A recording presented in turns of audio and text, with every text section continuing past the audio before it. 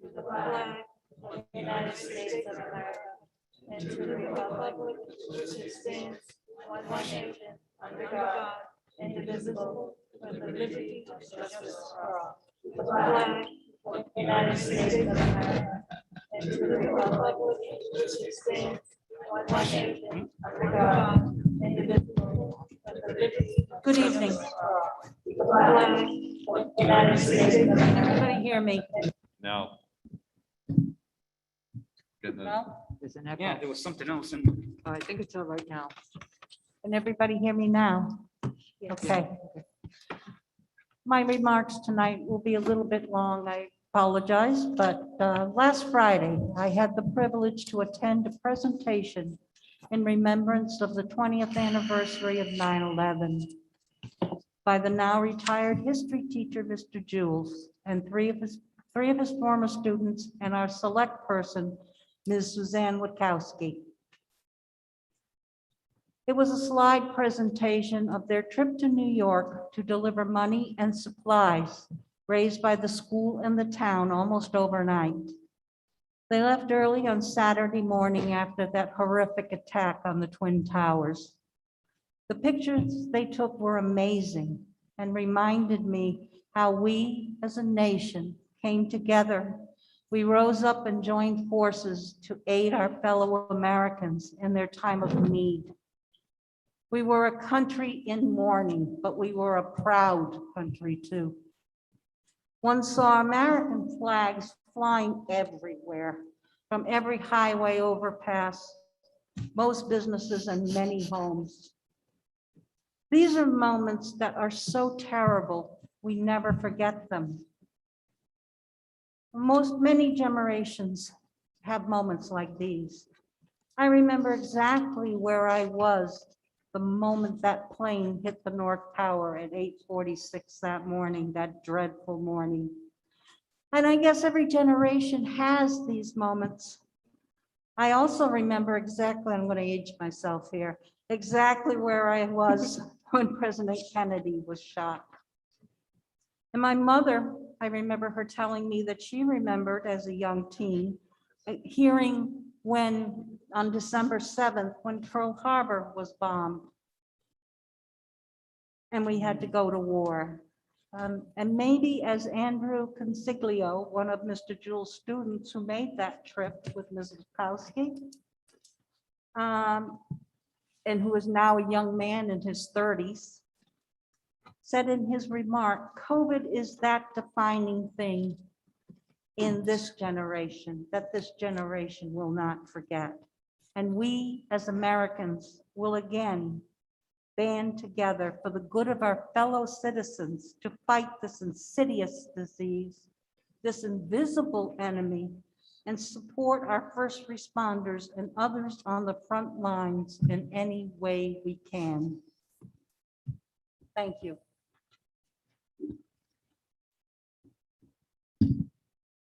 That I turn it over to citizens' comments.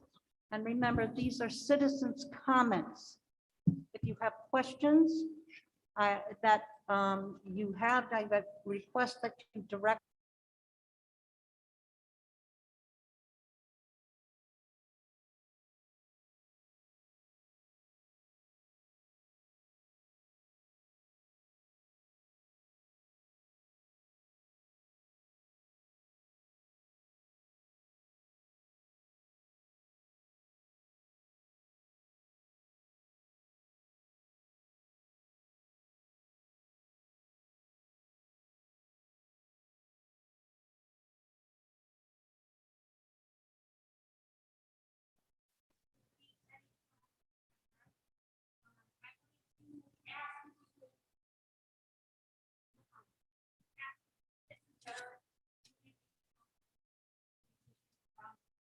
Transportation company. I had issues actually with transportation for the half day that we had on Thursday.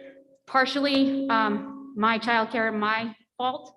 However, I had called the transportation director that we have our coordinator contact and left a voicemail Thursday. It is now Monday at 7:05. I still haven't received a return phone call back. However, the issue was corrected by the office. but still some sort of communication from the transportation director noting that, yep, we know you had an issue, here's how we resolved it, would provide some sort of customer service. I know in my job, if I don't follow up, I'm out the door. So I'd also like to address some of the issues with the pickup and drop off that occurred today. I understand it was had 400 students coming in. However, the afternoon line for pickup probably could have been addressed a little bit better because you had parents coming in from both directions of Mason Terrace in order to get up the hill. So perhaps some better routing, even for regular pickup, needs to be addressed over there. And that's all I have. The superintendent has taken a note of that, Jessica.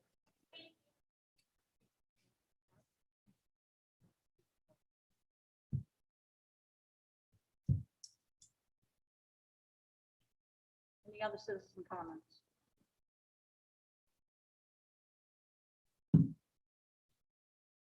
Anything in the chat? I don't know. I can't see.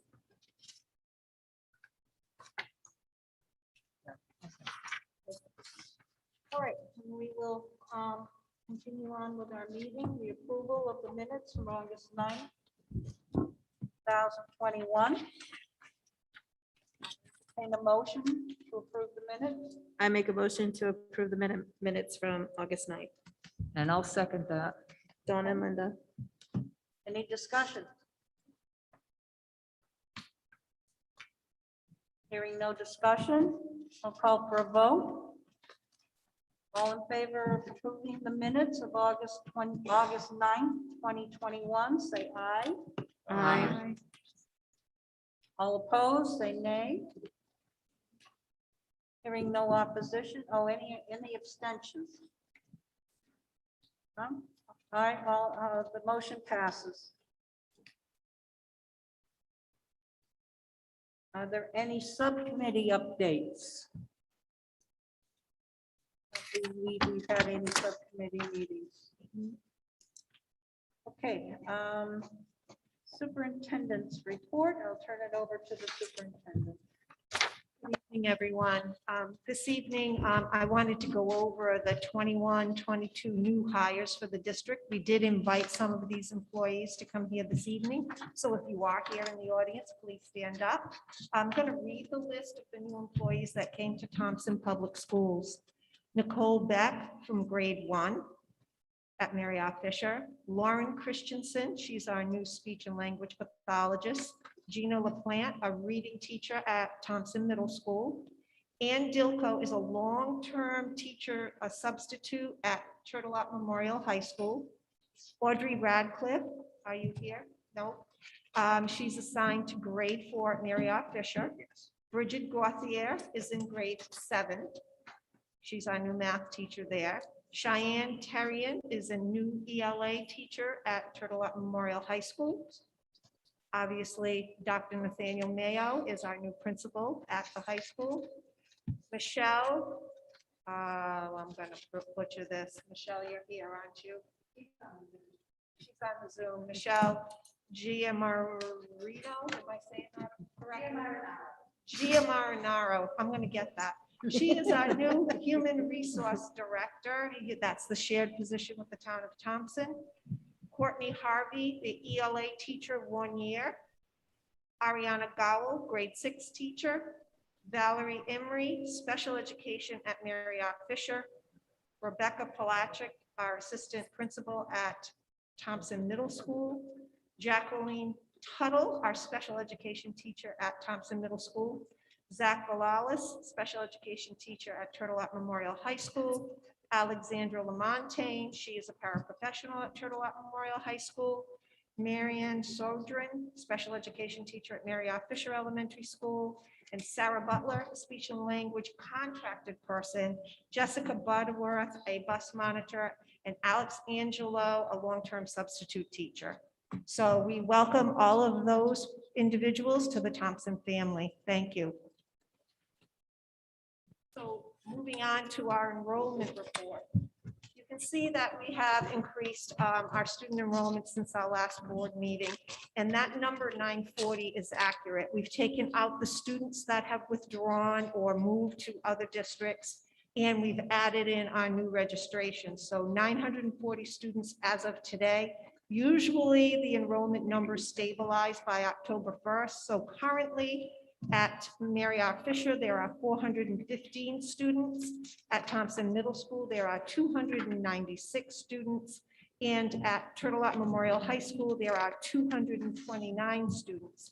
I want to draw your attention to the homeschool numbers. Last month, actually in August, we had 57 students total in a homeschool situation, and we currently have 65. That number is accurate. I had Danette and April, who both monitor our homeschool placements or homeschool withdrawals. And that number, they looked at that over the last week, and that number is accurate. The number changes 8 from the previous month. We also did accept students back in from homeschool situations where parents have re-enrolled them in the district. So that's where we stand right now with our enrollment.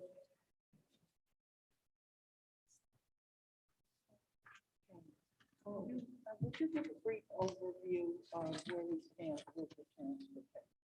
Sure. Okay, so tomorrow, Dadco Bus Company is, and this isn't only Dadco Bus Company, this is bus companies nationally, but even more particular in our region, are experiencing significant bus driver shortages. And the Ursa Superintendent's Group raised that concern last week with our executive director, who brought that forward to the Commissioner of Education and obviously on to the governor.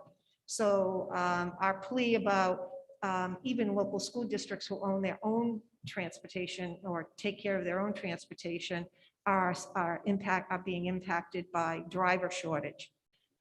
Some of it is because of the mandated vaccine requirement that's going to be due on September 27th, where some folks are not willing to become vaccinated or test every week. So that's impacting it. But in our particular case, we have 12 bus drivers who have either tested positive for COVID-19 for the Delta variant, or are in the process of being tested, and we're waiting for those test results. That translates into, we have 14 gen ed runs during the day, and 12 of those drivers are out, providing significant gaps, obviously, in transportation. We have other runs that are out of district placement runs and our magnet school runs, and so we have been reshuffling the drivers to cover as many runs as we could. Today, I had to have Mary R. Fisher students remain home because we just couldn't get them in. I asked to add another tier of buses, which meant using the same drivers and the same buses. Had we done that today, the middle school and high school would have dismissed at 4 o'clock and the elementary at 6. So we couldn't do that.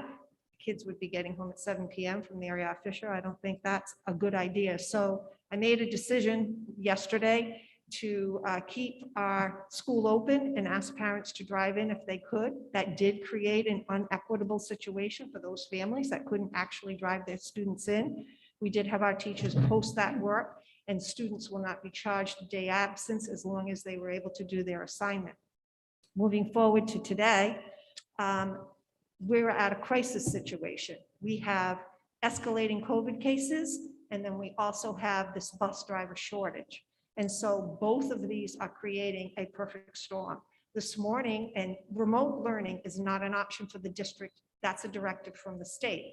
So this morning at 8 o'clock, and I emailed last night as well, but this morning at 8 o'clock, I started making calls to the state because what do they expect us to do?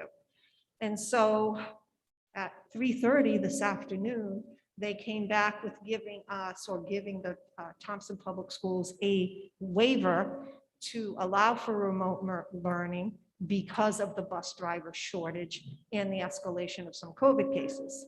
So tomorrow, and for the rest of the week, Mary R. Fisher will be on remote learning, primarily because most of the cases, either of the students in quarantine or the test positive cases, are at Mary R. Fisher. So closing the school down for this week will hopefully resolve the bus driver situation. Some of those bus drivers' test results are coming in either Wednesday or Thursday, so then we'll know how many more drivers are coming back. The good news is we were able to get all of the out-of-district special education runs covered, with the exception that some may be delayed for pickup or coming home, and a message is going out from Dadco Bus Company through the app, My View, and we encourage any parents that are watching this tonight to please download that app.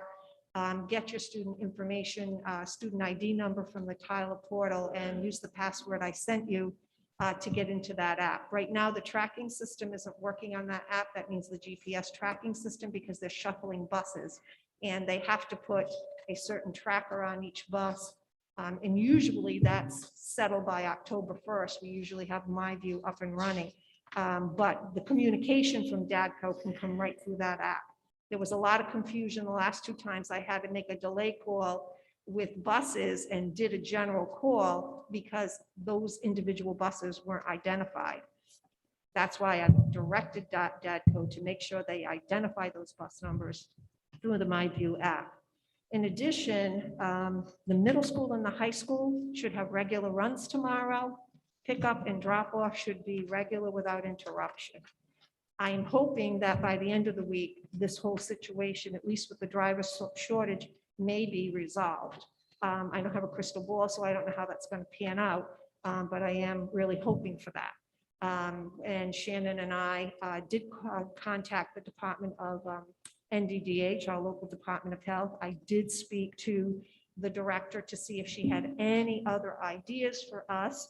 And she enforced isolation and quarantine of students and making sure we're staying on top of that. And I know that Shannon and her team are doing a really good job with that. And it's unfortunate we're at this point, but we've got 2 situations that are converging on one another. And we're not the only district, but this is the district I care about. And it has been our goal to make sure that our doors stay open. However, at this moment in time, the best thing we can do right now is keep our Mary R. Fisher students home. Hopefully they'll all be healthy and they can come back when the quarantine period is over. Thank you. The next item is parent survey results. So I sent the members of the Board of Education the parent survey results that we had. And overall, you can see that it was almost a split on what parents felt about wearing masks or not wearing masks. Parents made some really good, compelling comments on both sides. We had about, I don't have that documentation right in front of me, but we had a good turnout of respondents. And we also had about 68% of the parents said that they would comply with the mask mandate and would send their children to school. And so, not that that's the majority, many of them did have comments about the mask, but at this moment in time, until the end of the month, that we are still under the mandate to wear the masks. And I don't know if the board has any other comments about the survey that went out.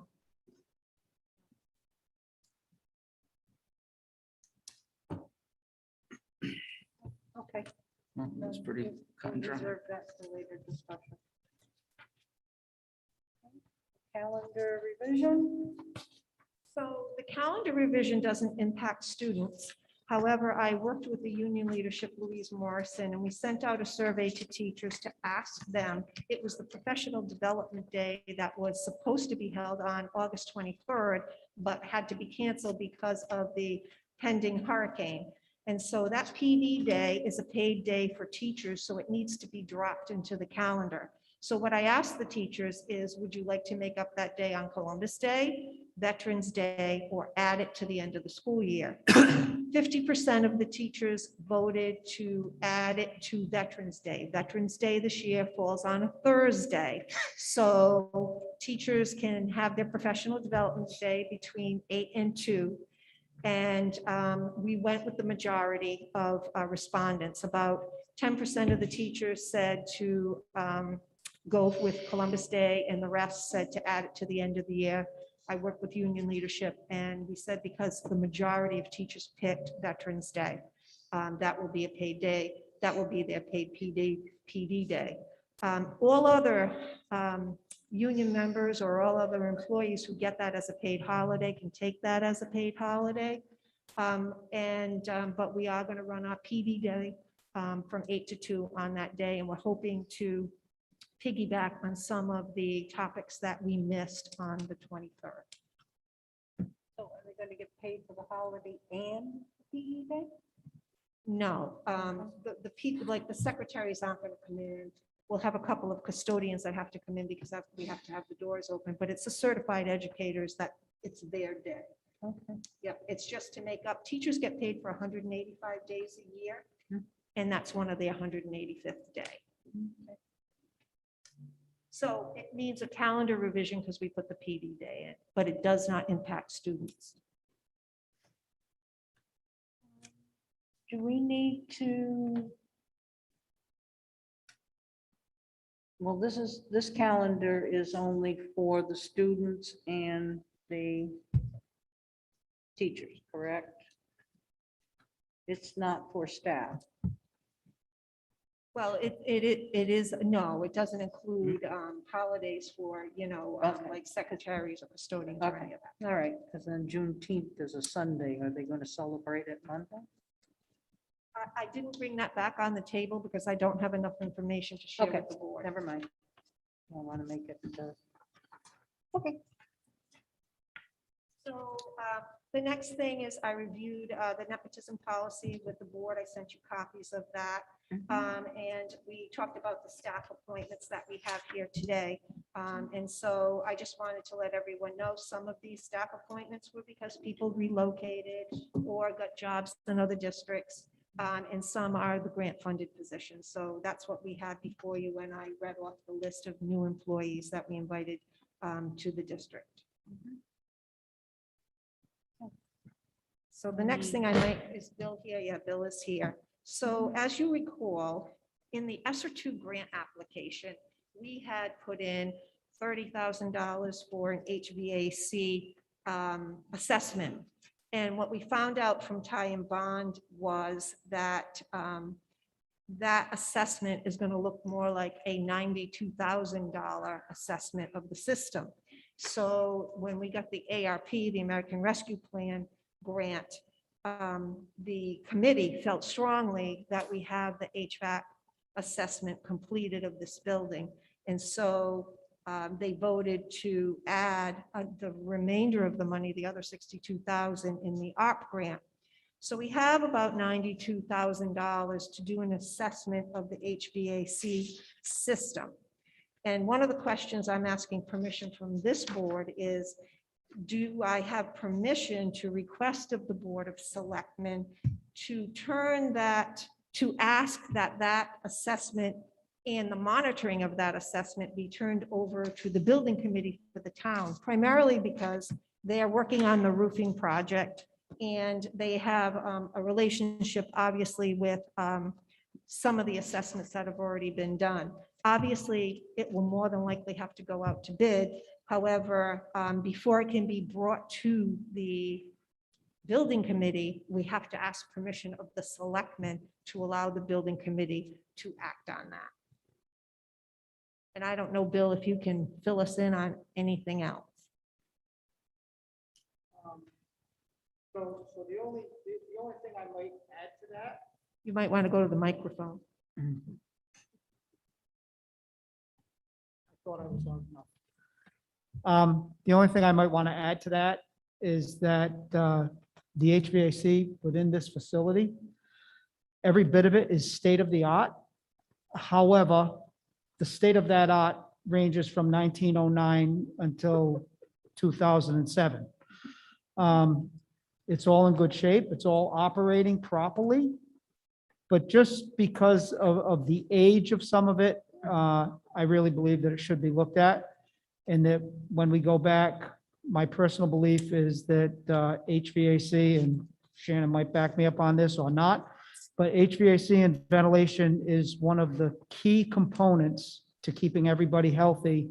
And we need to keep fresh air coming in and out of this building. So I personally feel that the assessment is necessary.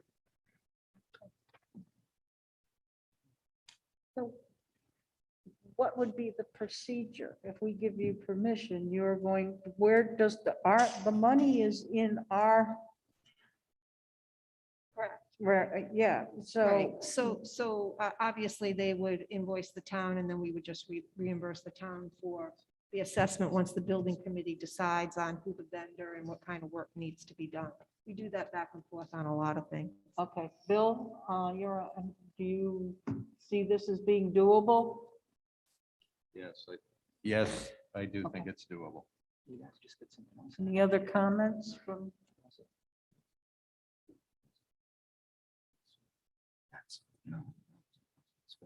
Any other comments from the board on this?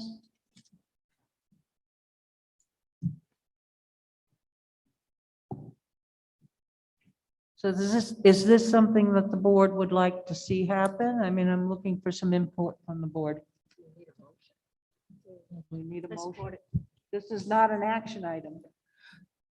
Well, since you mentioned that, when would we be voting on the calendar? We're going to do that during old new business? Because we didn't vote on the calendar. Would we do that under superintendent's report or would we do that under new business? Pardon me? We can do a motion. We can do a motion on this now. Yes, we don't need to have it as an action item. We can make it an action. The new business, okay. Okay, we'll put it under new business. As far as the HVAC, the building committee was already approached and they kind of know that it's coming. So Okay. I would just suggest that the superintendent goes to the select woman and then they will add it to the charge of the building committee. Okay, I'll add that under the new business and we'll.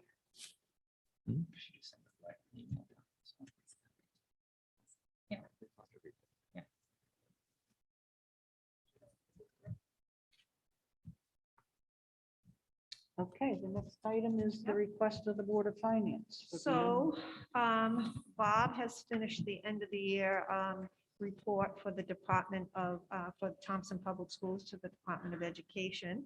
And the unspent funds from FY '20 is $174,678. Now, you know, we haven't had our audit yet, so that number could change.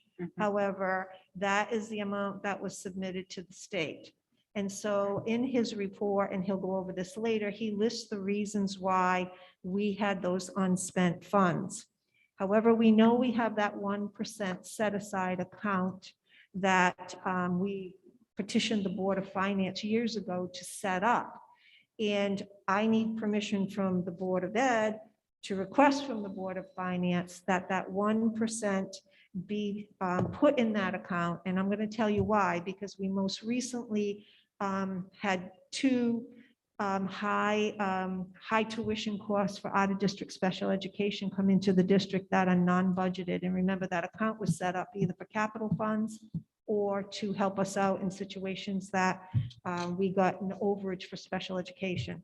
So I think it's imperative that that money be set aside so that we can avoid having a deficit moving forward. So I just need permission from the Board of Ed to request that of the Board of Finance at their next meeting, which is Thursday night.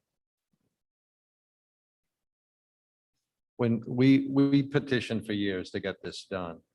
And I think, as I recall, they finally agreed to it, but they wanted to put stipulations on it.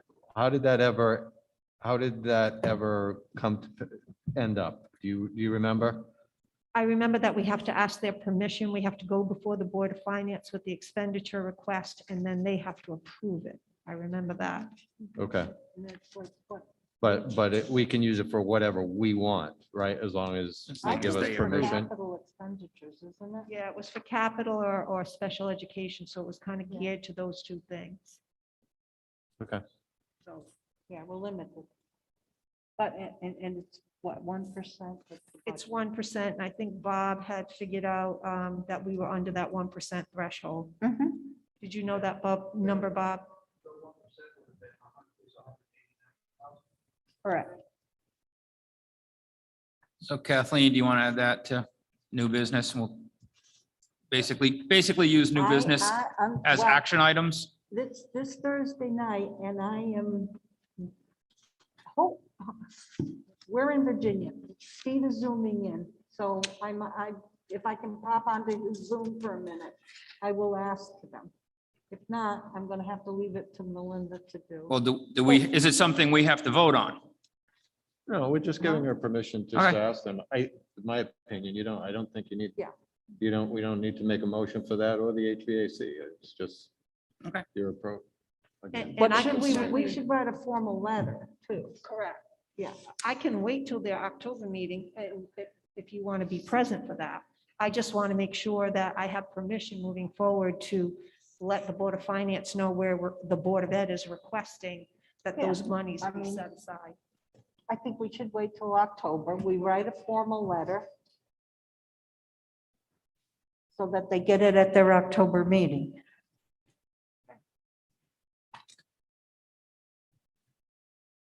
And then there'll be more clarity as the audit becomes complete, and that number will obviously change. And that's all I have. Okay. Right. Right, so then that's under new business also. Well, okay, 162. I can get that right from here, right?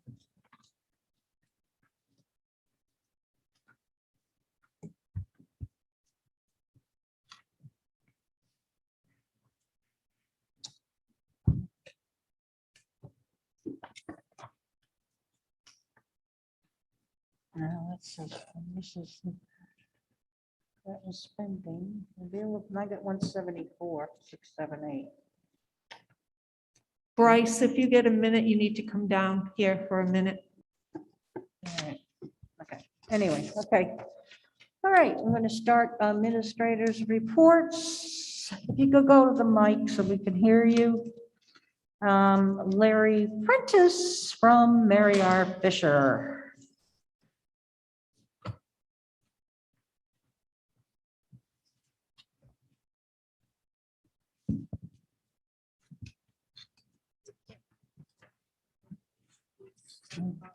Good evening, everybody. Just a couple of key points from the elementary school.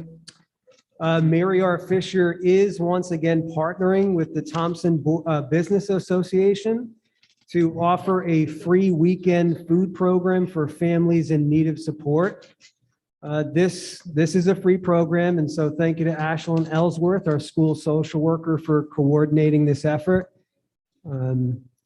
Mrs. Tupai from the high school will be partnering with Mrs. Rice in the first grade to bring back junior achievement. Our third graders began NEWA testing last week. Great job to those folks getting that organized. The elementary school had their open house last week on September 8th. It was great to see parents and students back in the building. That was really nice. And that's all I have at the moment. Thank you. Thank you.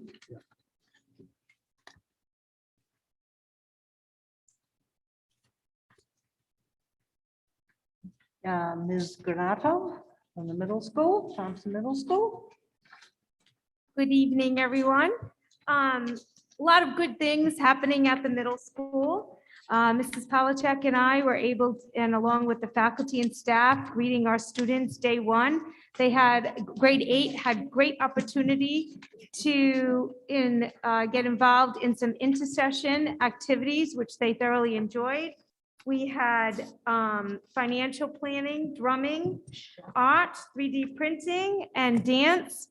Special thank you to Mr. Bernier's grade 8 intercession class, who put a fantastic slideshow together for our 911 assembly that took place on September 10th, along with the dancers from the the dance studio that took place in intercession.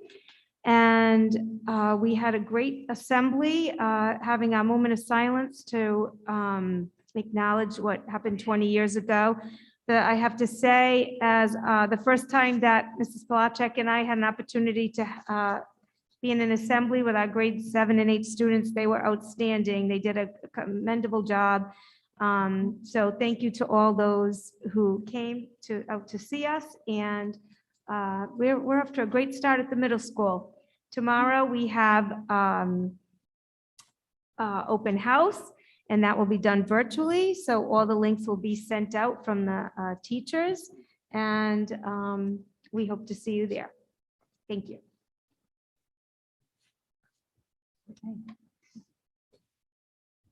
Dr. Mayo from the Turtle Memorial High School.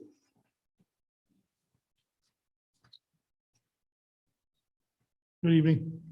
I just have two events to quickly review. Freshman orientation on August 24th. Toilet Memorial High School held the freshman orientation. The event was run by Cindy Olette, Mike Joyce, and the Leadership Council. Superintendent kicked the event off. Mrs. Olette and Mr. Joyce reviewed several important topics. Mrs. Canny, our school counselor, spoke briefly about schedules and graduation expectations. The Leadership Council, made up of students from Toilet, then took over. The students reviewed several topics and followed that by giving a tour of Toilet to small groups of students. Parents stayed in the auditorium, were able to ask Mrs. Olette and myself questions about the school and expectations. That was extremely successful. Several parents giving positive feedback. We had just over 60 people in attendance. On September 8th, we had a college information night that was run by Lisa Canny. We had a large turnout. Mrs. Canny did an excellent job explaining all the facets of the college application process.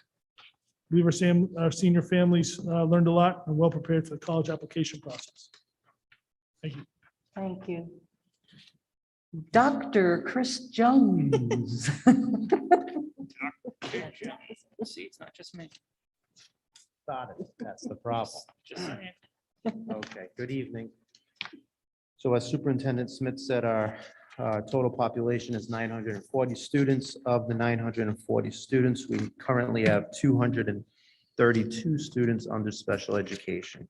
That puts us roughly at 24.68%. That is up from 23% the last time, our last board meeting.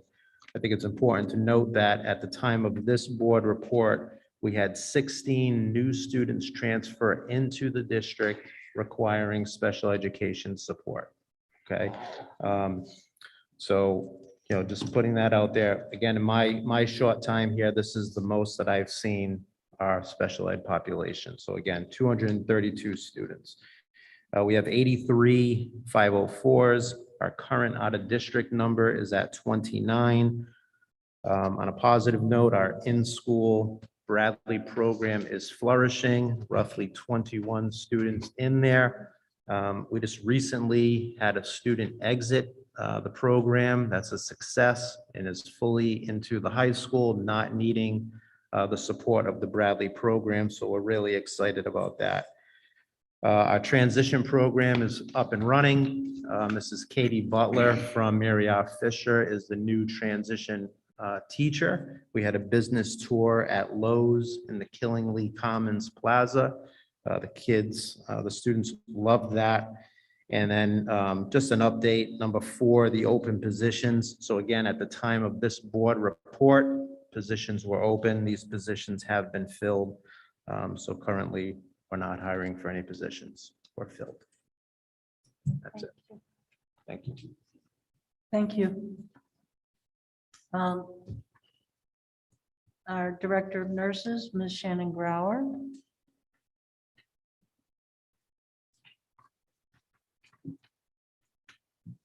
I am just going to reiterate what Superintendent Smith said, and I've been doing a lot of contact tracing, calling parents. We have probably about 70 individuals either quarantining or in isolation. That's between adults and students. We're looking to hire sub nurses. So if anybody knows any substitute nurses that would like a job, that is still out there.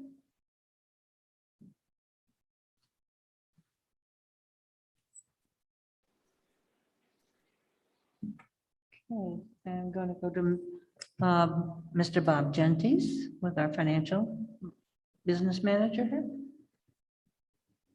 Hey, everybody. So if you printed all the stuff up, I know I blew up your printer. There was a good 45 pages worth of spreadsheets, which for me is a lot of fun to read, but I'm not saying that other people think it's a lot of fun. The numbers that we ended up for the year were the numbers that I had submitted to the state. The part of the elaborate EFS report that's due on September 1st, which we got in on the 31st, which I was pretty psyched about. And every single section of the funding came out balanced to the penny. So we'll have to see what comes when the auditors finish up our audit. It's been pushed back to October. But then they'll come back out again in December before I'll get an audit from the state based on my EFS results, which EFS stands for is Educational Financial System. And that'll there'll be some things I have to write back to the state on comments and stuff like that. But it seems like it went really well. I didn't usually have to write a narrative along with the EFS, because of percentage changes, but there wasn't any requirement for that this year, because we didn't hit any of the thresholds that would send up red flags. Just to give you an idea of where the savings were, and I realize if you add up the three numbers between high school and middle school athletics and summer school and transportation, it doesn't add up to 174. Those are just to give you highlights of where some big savings were. Obviously, because of the limited high school and middle school sports for last year, we saved $178,000 in sports. We saved almost 50 grand in summer school and another 60 in transportation. And the bulk of that transportation savings was in fuel. We're still waiting on fuel balancing from the town, but I've about figured that into, even at the maximum, I figured that into the 174. The other part, district-wide spending. If you go through the detailed sheet, you'll see something called the contractual vacation payout.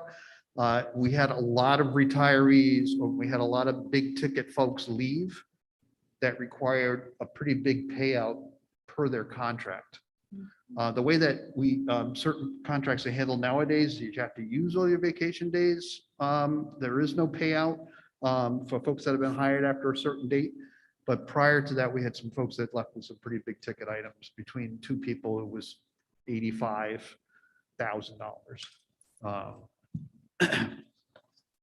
This is of note too. Going forward, you'll see in the final report, you'll see like the nurses are charged to certain buildings. The state requires charges to go to buildings as opposed to like a general pot, these, central office. So for example, the way that we end up allocating it is a couple of custodians per building are signed off their benefits, the Medicare and FICA is charged to the individual buildings. Same with the nurses are charged to the individual buildings. So you see the individual buildings as cost went up a little bit in comparison, but they started going this method a few years ago. We started doing it with the district-wide health insurance. Health insurance used to be handled all out of central office and all the expenses came out of there. Well, the state's trying to figure out exactly what it costs to operate the high school, what it costs to operate the middle school and the elementary school. And that's the logic behind that. So fiscal year 22, just starting off the year, and 9.2% of our spending budget has been spent. 86.2% is encumbered, which is not that unusual because I ended up encumbering every possible person. Folks that were to be hired were also encumbered. I put basically placeholders for every single position that was open. And there's money encumbered into those particular roles. So we're actually projected spending, if we spend all our encumbrances and our current spending, we're at 95.4% of our money has already been allocated. Which is pretty normal. It's usually about 6% of your budget is supplies and extraneous stuff, but it just gives you an idea how tight our budget actually is.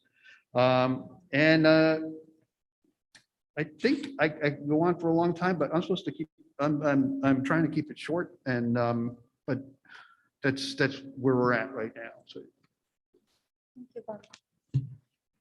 Okay, then we have Mr. Bill Burt, Facilities Manager. So at this point, we are basically playing catch up.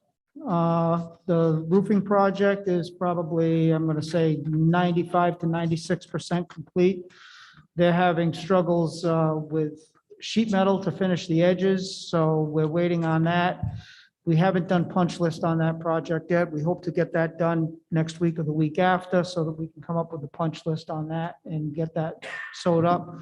The building is weather tight though, so that's a plus. The dust collector project is complete. That came out well. That's been working. Mr. Joyce is using that every day. The telephone and intercom system, we still have some components that have not arrived. The material's not available.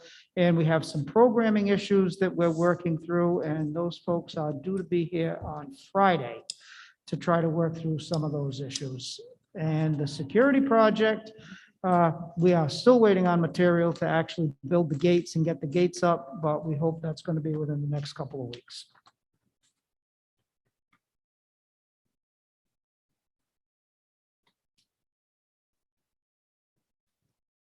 Okay.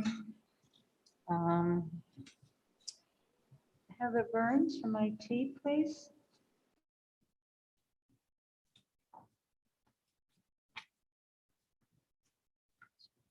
Hello. We are off to a busy start of the school year, which is very common for our department. All new teachers received, not all new teachers, all teachers received new laptops this year. So they were extremely excited about that. Grades 5, 6, and new pre-K and K students received new Chromebooks, which is great. That's going to help, especially in the grades 5 and 6. Their Chromebooks they're almost 5 years old. So we're continuing to begin to replenish the older models, which is good. We're really just getting everyone settled in, parents, students, staff, with all their logins, all their information, all their online curriculum. Parents can now log into Tyler and update all their information online, which limits a lot of paperwork, which is great. And just to note, since early August, we've all solved around 400 trouble tickets in our system. So that's probably anywhere between 50 and 80 per person. So definitely busy. Thank you. One question. Sure. I've got a parent asking about being able to link their Chromebook. I had asked Melinda earlier. Evidently, they're locked. There's something they can't print at home, but he's saying that they could last year. Okay, yeah, have them email me. They're supposed to be able to? Printing from home, as long as they have a wireless printer, I'm sure he does. that's connected to Wi-Fi, it should be possible, but yeah. He's an engineer. He's got Okay. like 100 cameras at his house. He's pretty good with this stuff. So I'll check with him. Have them Okay. email me and we'll figure something out. Okay. Thank you. I'm going to call on our, I'm going to call on our new HR director. She's on Zoom, Michelle. Michelle G. Jamar Naro. Good evening, everyone. I am currently working with the secretarial teams in each school to update federal and state required employment posting. That should be in each school offices. I'm collaborating with Danielle Peterson to streamline the hiring process to ensure that we are completing all criteria necessary to hire our staffs quickly. I'm updating job postings in various job search engines, including SchoolSpring and Indeed, while sourcing other methods that have not been used, LinkedIn, Glassdoor, other search engines like that. Melinda recognized our current new employees to the Thompson School District, and I'm happy to say that we've offered positions to a middle school science teacher, a social worker, and a librarian between the end of last week and today. And as I'm working on streamlining the hiring process, I'm also in the beginning stages of implementing an exit strategy for our employees who leave the Thompson Public School District. I'll be working with all the administrators and school secretaries on that. Thank you very much, and I'm very happy to be part of the Thompson Public School family. So thank you. Just a comment on that. Do we not ask people when they leave, why they leave? Pardon Have me? we not been collecting data on why employees leave? Exit strategy. So usually in a resignation letter, they usually state the reason why they're leaving the district. But we never did an exit interview, and Michelle has recommended that that she conduct those exit interviews. Good, good. That's an important thing in my mind. It's quite important to do those. Okay, and last but not least, our very own Miss Deb Spinelli. Update us on our athletics program. Hello, all. Well, right now we have 48 kids in the middle school and we have 54 kids in the high school participating. We have 3 sports on the middle school level, cross country, boys and girls soccer, and the high school levels, football, cross country, boys and girls soccer. High school's already opened their sports, and middle school opens on this Thursday. Our biggest challenge so far has been making sure we have buses to get them to games. So far, the high school's been all set. They've been chartering with another company for charter buses later to cover the runs, and we should be all set for at least September right now. So they've all been pre-ordered buses, so we should be all set for that. And then try to keep everybody on the team safe and able to participate. We have 1 team out right now and on the middle school level, but we should be on our way with the rest of the teams starting Thursday. And that's it. Anybody knows anybody wants to be a referee? We're in desperate need of referees. And if anybody knows anybody who's interested in coaching, we're looking for those also. That's it. Thank you. Okay.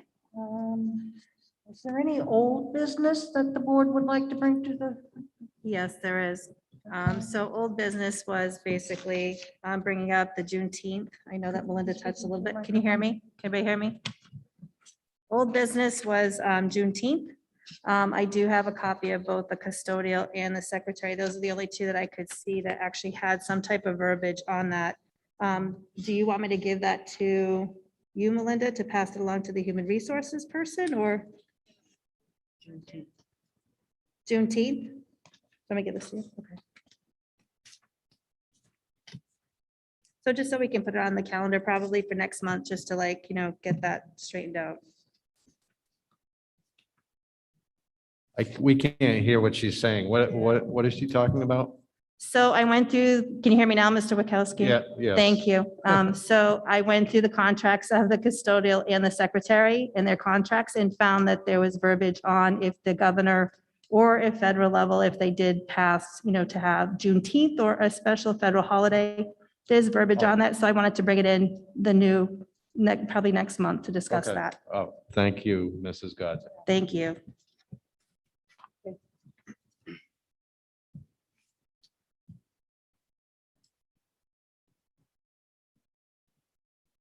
All right. Now, under new business, I have, we need to give the HVAC to the building committee. And we need to write the letter to the Board of Selectmen. No, we need to the Board of Finance requesting 90%, was it, of the 162,478 surplus from the 2021 fiscal year. Is that, do I have that correct? The 1%, yeah. Yeah. The 1%. We have to vote on the school calendar.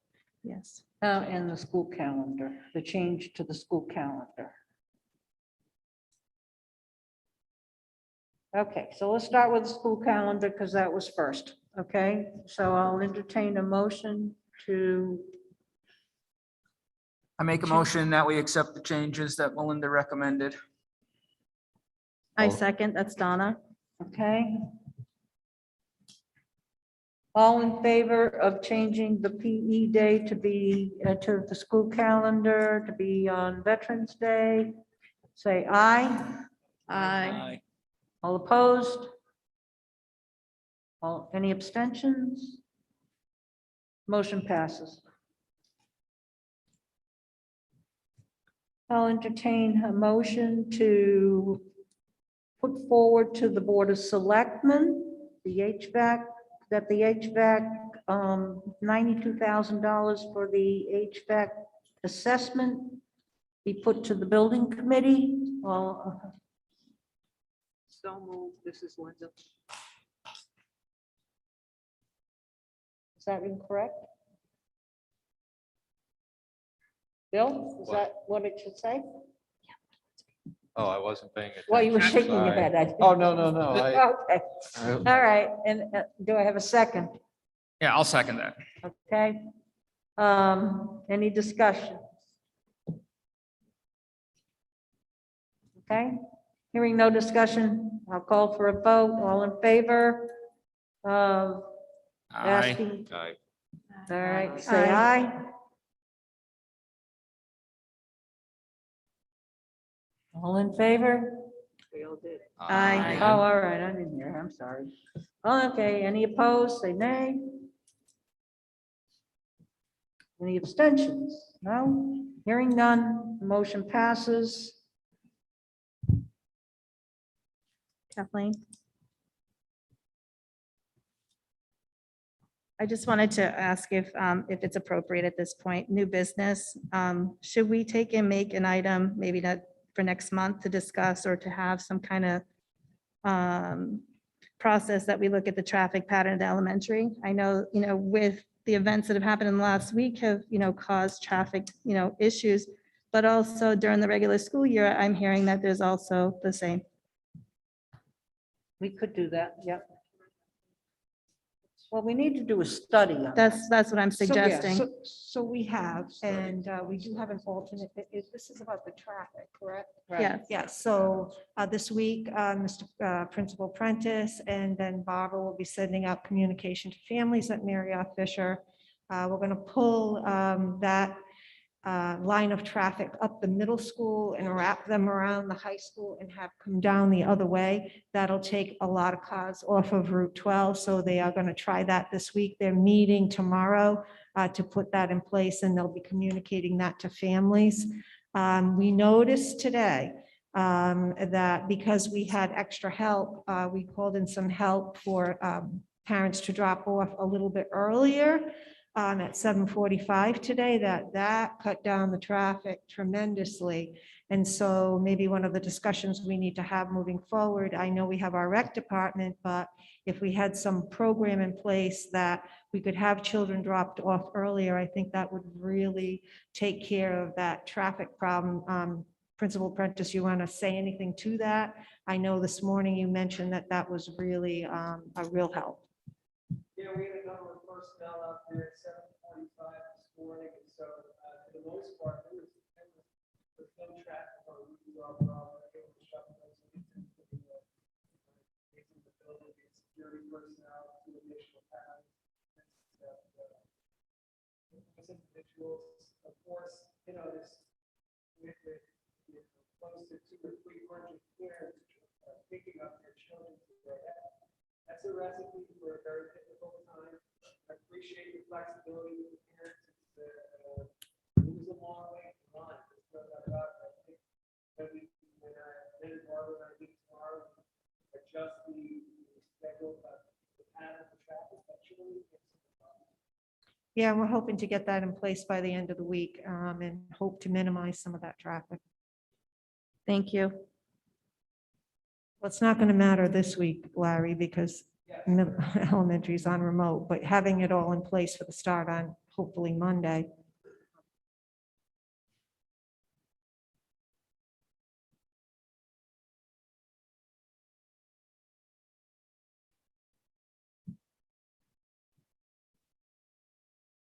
Okay.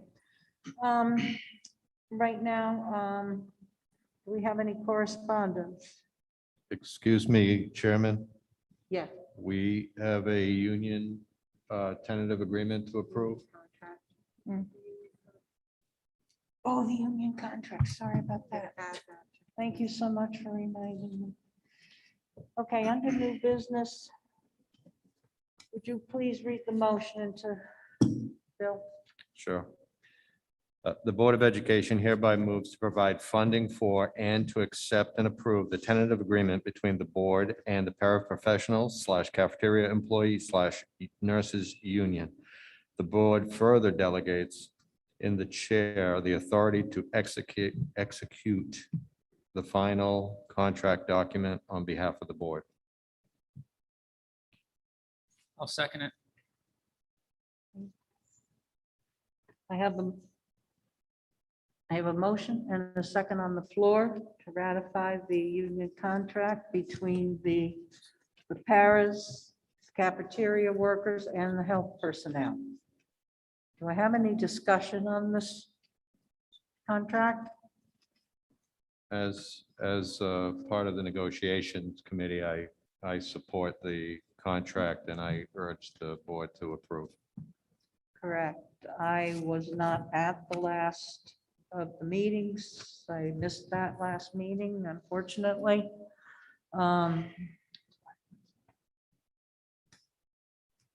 But was part of the earlier negotiations on it.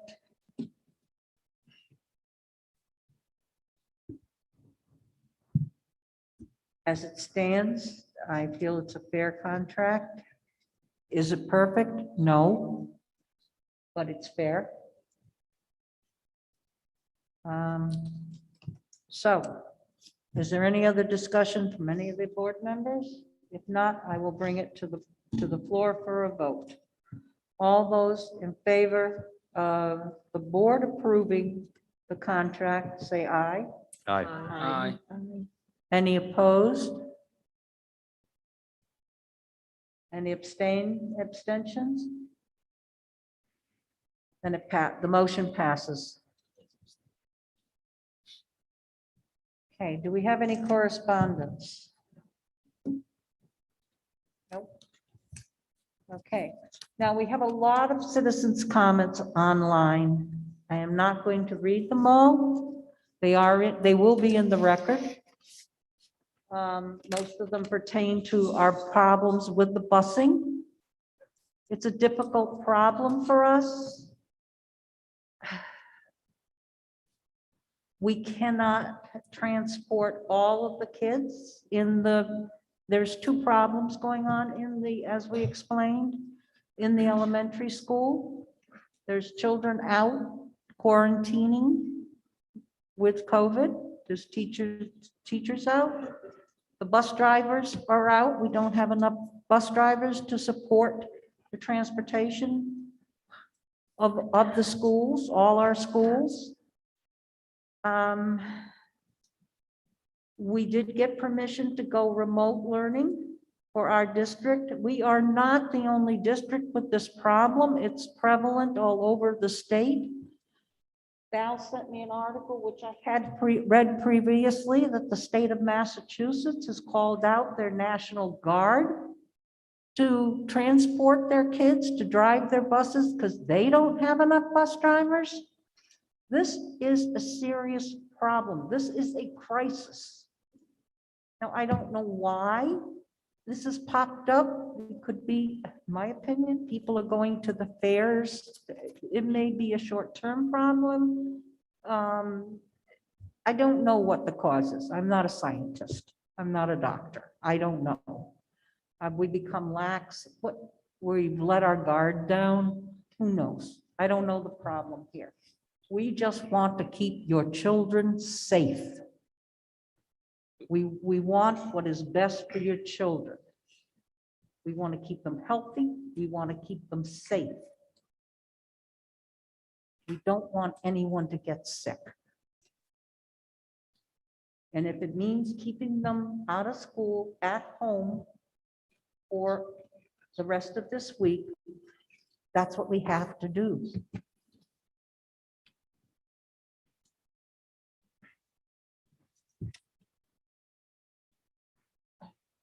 See, I'm getting negative feedback. It doesn't matter what I say, I will get negative feedback. I'm not blaming the pair. I'm saying I don't know what caused this. So anyway, all we want to do what is best for your children. We want to educate them, but we also want to keep them healthy so that they can be educated. And this is the decision that was made to keep them healthy. We will reassess at the end of the week. It is not every child that has a parent that has the ability to drive their child to school.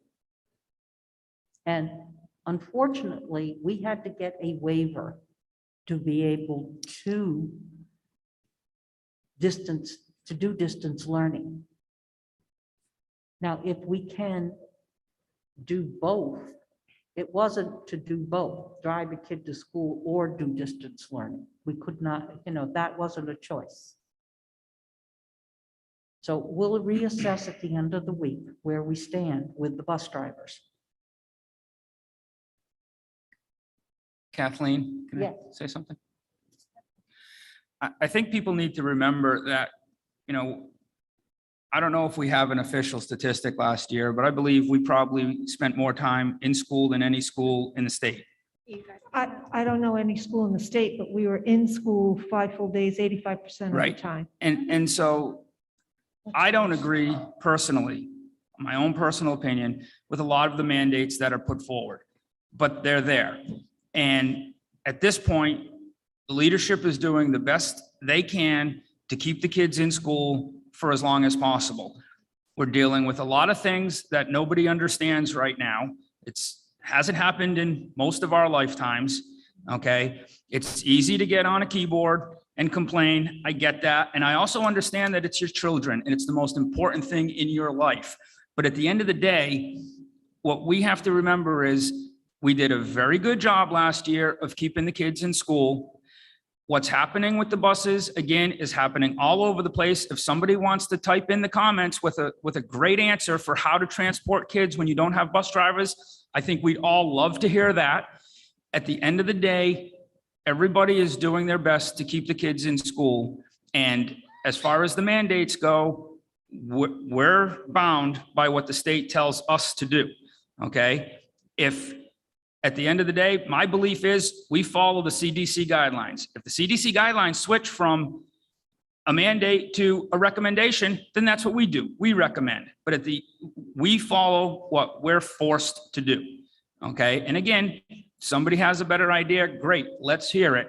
But when you lose half your drivers, we're stuck juggling. It's the first month of school. Let's try to work this out and get through it. It has been awful for everybody, okay, for everybody. But let's see, if we can have another year like we had last year.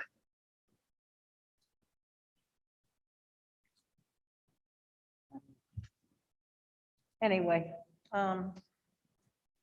this isn't a situation that we really want to be in, but we are in it, and we should be in it together. And speak to the governor, ask him to call out the National Guard. The governor of Massachusetts did. Ask the governor, talk to your governor. I know the superintendents did put that forward at the last regional superintendents meeting. That was a request that we asked for our executive director to bring that forward. Of the 39 districts that are in the Ursa-NASA group, every single superintendent talked about bus shortages. And so it wasn't just Thompson. We just got hit with a large volume all at once. We juggled today, and not very well, but we juggled today. But for the remainder of the week, we had no choice. Obviously, we want it to be equitable, dependent upon if the driver shortage bleeds into next week, then maybe the high school, middle school kids stay home and we bring in the elementary students. But we just want to make sure that we have enough drivers to cover the runs. So, I mean, as it is, we're not transporting our magnet schools at all because we don't have drivers, and we just barely covered our out-of-district special education runs, and then our middle school and high school run with the current drivers that they have, and that's those drivers doing multiple runs tomorrow. So kudos to the bus drivers who are in work, and thank you out there for doing all that extra work that I know you're going to have to do this week, so. Okay. Also, All your Kathleen, comments, every single one of these comments are on the record and will be recorded. Yes. just one other thing, because somebody brought it up to me the other day. This isn't anything to do with whether or not we have our bus drivers in-house. You know, the same people drive buses. They either get sick or they don't want to get vaccinated. I don't know how many of the bus drivers are still driving for DATCO that used to drive for us. A number of them went A number over. of them did. A number of them still are. And so, you know, this wouldn't be a situation where, you know, if we still had the buses, you know, it would be okay. I mean, at the end of the day, same people drive buses, you Putnam know? and Killingly are having. That's right. Putnam and Killingly still have their own buses. They're having problems. So again, it's easy to stand on the outside and complain. but- I think it should be noted that even in the best of times, when no one is sick, we still don't have enough drivers. We don't have enough subs. So this just makes it, this compounds the situation, just makes it even worse. But the people that can drive are driving. Yeah, and we are doing everything we can to talk to every authority that we can talk to get drivers, to get our buses back, get the buses we need, through every organization, through every person in authority, to resolve this problem.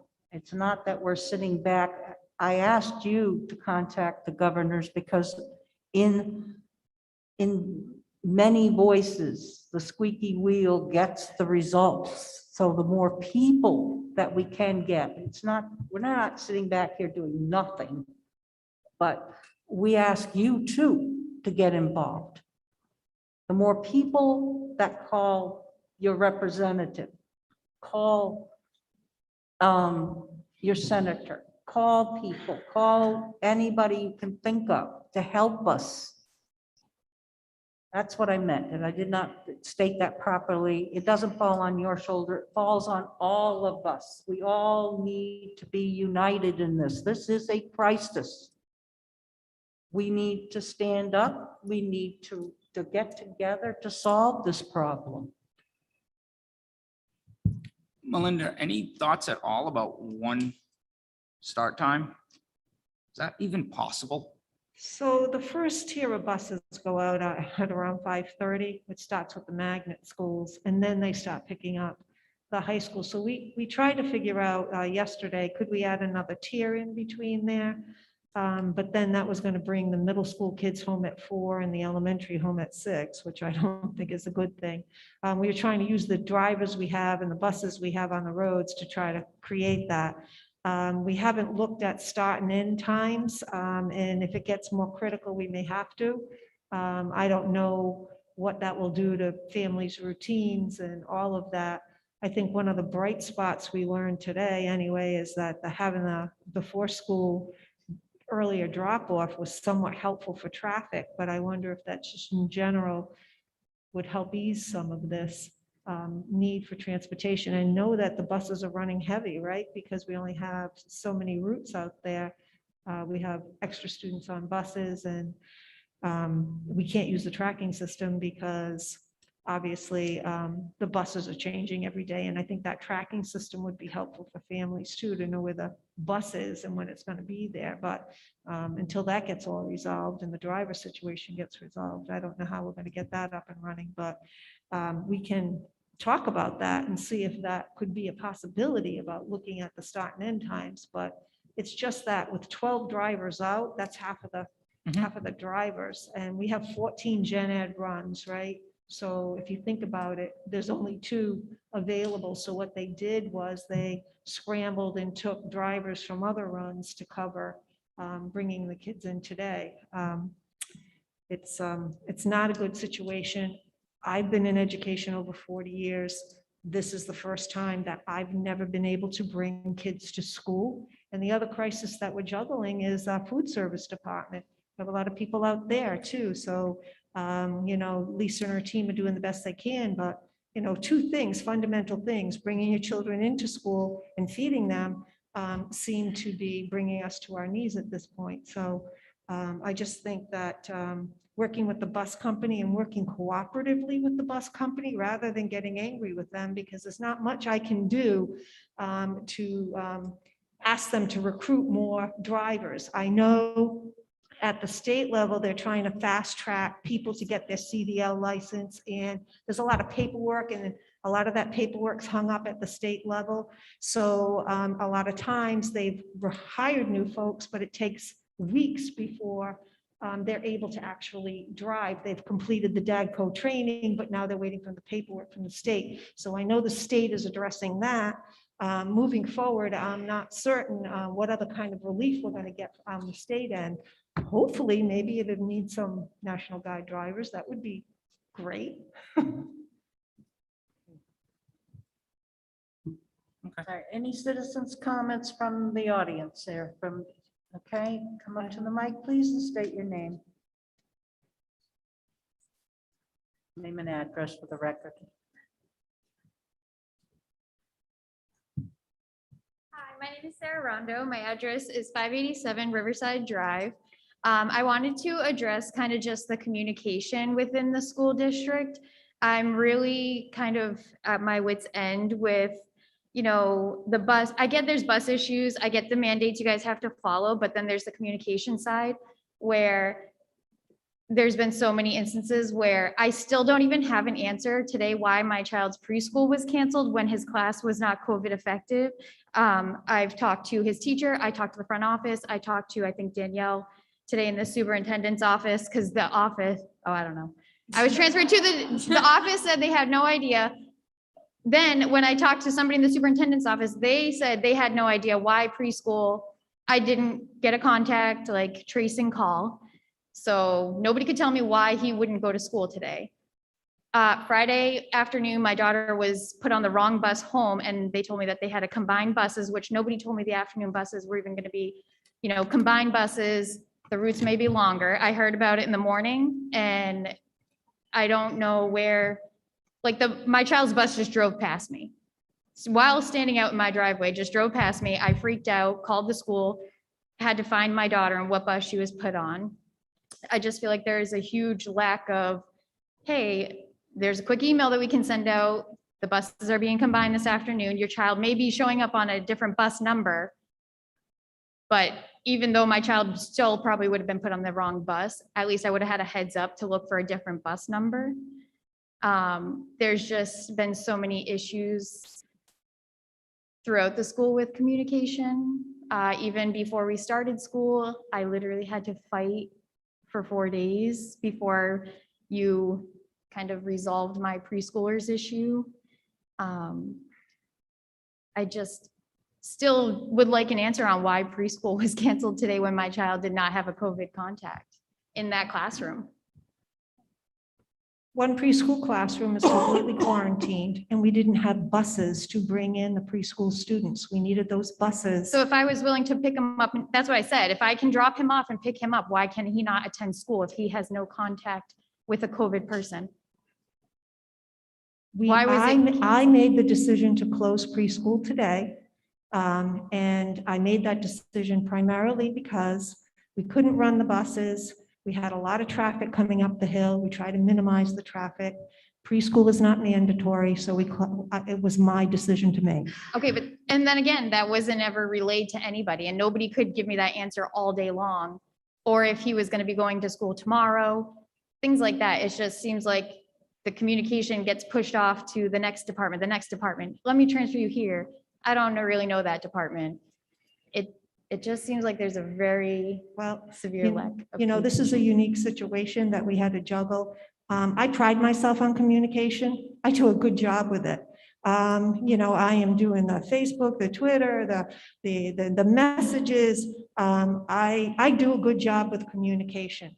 Internally today, I couldn't get to everyone to tell them why preschool was canceled. It was a decision that I made. It was, I don't mean just you, I mean the office at the Mary R. Fisher couldn't tell me. They said they have been left in the dark. They don't know anything that's going on. So I can back it up by saying that the week before school started, the bus coordinator resigned because she got a different job, which meant that an inexperienced bus coordinator was hired by DADCO, right? They had to find somebody new. They had to train the person.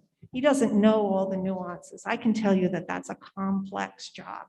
So the communication, the MyView app, where we used to use that regularly to communicate to parents if a bus was going to be delayed or buses were being combined so that you would know what number to look for. That isn't up and running yet. And not that I'm pointing fingers at the coordinator, but I think because of the fact that the coordinator is new and isn't used to that system, plus then there was bugs in that system overall that we had to But straighten again, out. it's just another add-on for communication, like lack of communication. I mean, The MyView app, if it's used correctly, is great communication for families. You can track the bus and you can see, and they can send out messages. That's a DADCO's responsibility if they're going to make those combinations. If they don't inform the building principal that they're combining runs and this is a different number, then we have no way of getting that out to you. So there is a communication breakdown. I think you're accurate in saying that, but I think a lot of it has to do with the transition of the coordinator and the situation that we're in right now. We'll do our best, certainly at the principal level, to make sure that if there's any bus changes, we get that communicated out to you.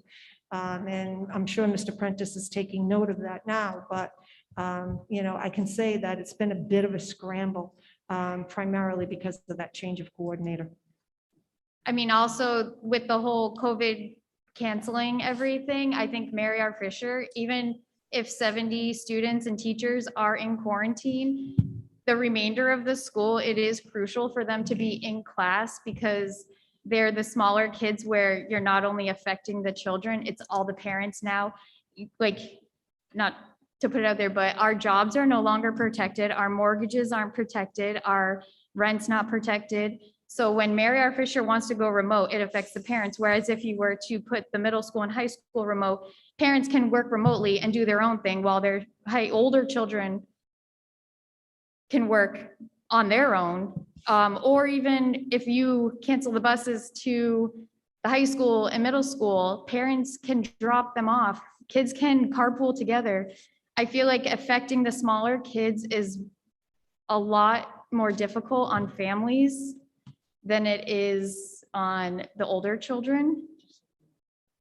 I'm trying to figure out a way that we can keep the younger kids in because they're not going to succeed remote learning. There's just no way. So the decision today that I made was because we've never had 70 students being quarantined at one time. But at And- what point does this stop? We don't have any protection anymore. Correct. So We're doing the best we can with this, and I think I go back to what Mr. Brissett said. This is just unprecedented times. We never anticipated that we were going to be in this situation at the beginning of this school year. I mean, we certainly have all of our mitigation strategies in place. We're following what we need to. And this week, it's Mary R. Fisher's turn. Next week, it could be the middle school and the high school. All I hope is that our drivers come back. Because we can deal with the internal stuff if we have enough drivers. I mean, if parents are willing to drop off, it's not just the busing So issue. state regulations, which I did today, I violated state regulations because I asked parents to drive kids to school. In public schools, the public school system is obligated to transport children to school. And so there's an equity issue, right? Those that can drive, those that can't. And so that was the issue, that I need to provide transportation to everyone. And the waiver that I got was because remote learning is not allowed in the state of Connecticut right now. The waiver I got was because we had two mitigating factors combining on each other. Okay, 3 minutes. Thank you. You're welcome. All right. Kathleen, there's citizens comment of back row. Okay.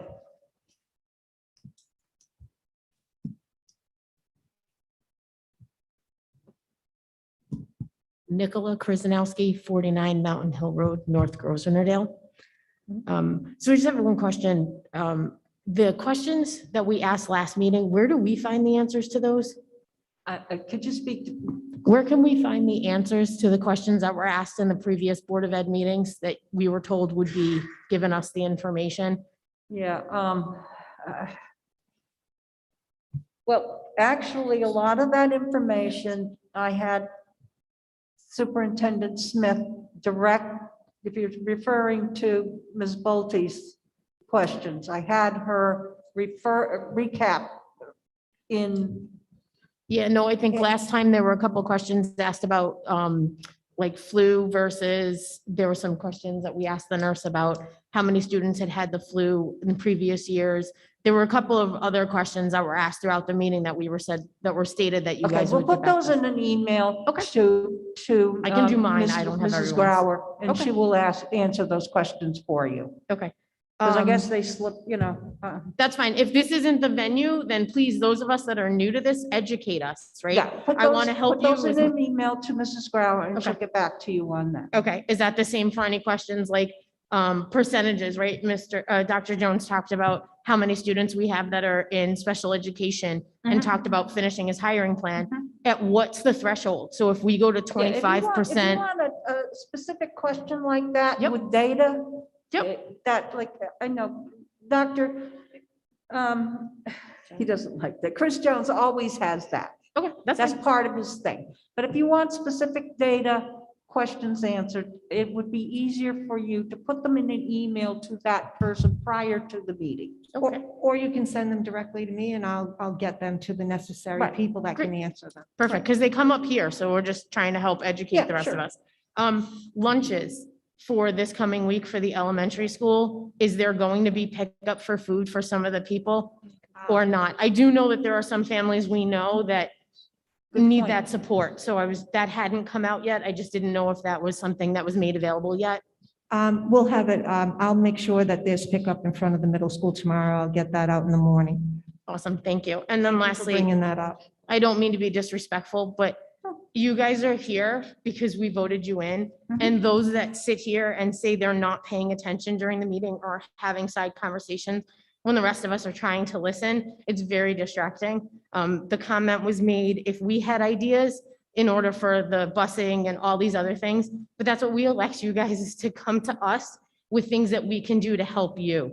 One of the questions I have is, we're talking about students that go to magnet schools or special needs or things like that. There's other schools local. Is there not a pickup place? It would be easier for me to drive my kid to, I don't know, the parking lot of Walmart than to drive them all the way to where they need to go. Are there central locations that can be identified where multiple schools close enough, whether it's Thompson, Brooklyn, Killingly, where we can have specific locations where as a parent, I can take them there as opposed to having to physically drive just my student, someone else driving their student to those things, especially like Killingly and stuff like that. So I don't know, you're asking for suggestions and I'm more than willing to help with those, but I'm also looking, you said to contact Congress or, the state or things like that. Is there a website? Is there an email? Is there something that you guys can put together? In my previous district, they would send us letters that were pre-existing that said, here's the letter for the congressperson, sign it,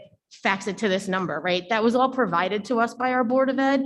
So I'm looking to you as those people that we elect to do this. I don't have time.